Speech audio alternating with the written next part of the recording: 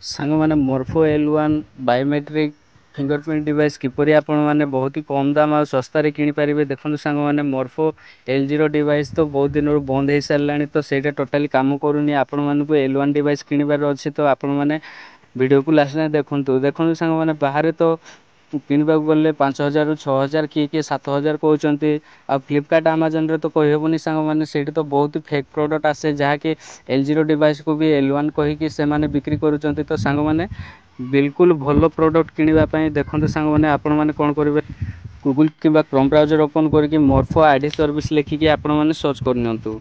मुझे video comment में यार लिंक देदेवी आप चाहिए डायरेक्ट आसीपारे। तापर सांग मैंने आपण मैंने सर्च करने सर्च कर सारापर देखते सांग मैंने ये किसी पेज टी खोल। प्रथम जो लिंक टी आसी आईडी सर्विस ऑनलाइन तो ये आपण मैंने क्लिक करेंगे।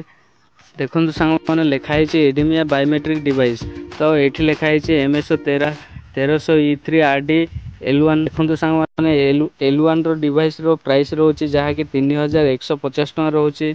तापर जीएसटी सहित मिसिकी सांग मैंने 3717 टଙ୍କା हो टोटाली। तो आपण मैंने कौन करेंगे तापर लॉगिन टू कार्ट ऊपर क्लिक करेंगे। लॉगिन टू कार्ट ऊपर क्लिक करके सांग रजिस्टर आईडी कर सारापर सांग मैंने कौन करेंगे ना ऑर्डर करने।